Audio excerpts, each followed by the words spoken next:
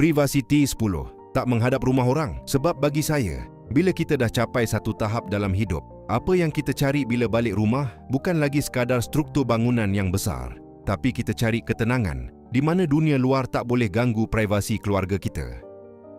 Selamat datang ke Bukit Mahkota Kajang. Saya Bishardi. Hari ini saya nak bawakan anda melihat sebuah kediaman jenis banglo 2 tingkat yang baru sahaja siap sepenuhnya, pegangan freehold, open lot dan sedia untuk didiami. Apa yang membuatkan hartanah ini sangat istimewa adalah kedudukannya yang facing open. Maksudnya, bahagian hadapan rumah anda adalah ruang terbuka luas, tiada rumah jiran. Ia memberikan rasa kebebasan visual, privasi maksimum dan ruang meletak kenderaan yang sangat selesa untuk tetamu anda. Rumah ini berdiri megah di atas tanah seluas 8,000 kaki persegi. Satu keluasan yang sangat ideal untuk sebuah banglo moden.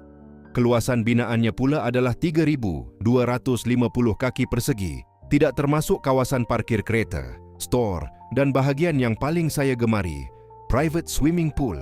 Kolam renang ini sengaja direka di posisi yang strategik supaya ia menjadi pusat tumpuan keluarga untuk berehat pada hujung minggu. Dan yang paling penting, kedudukannya terlindung sepenuhnya daripada pandangan luar.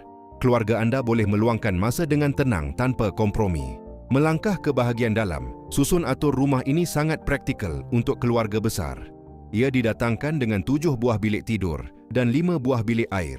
Ruang yang lebih daripada mencukupi jika anda merancang untuk menukarkan bilik menjadi home office, private gym ataupun bilik teater mini.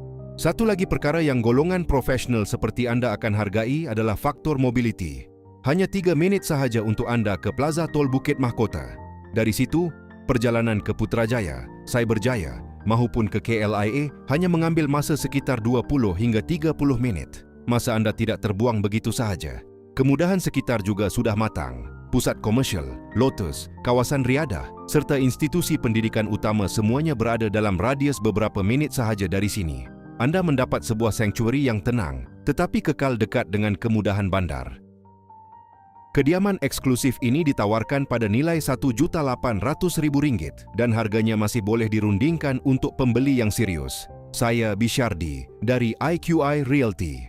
Hubungi saya di talian 016 689 8236 untuk kita aturkan satu sesi private viewing pribadi. Terima kasih.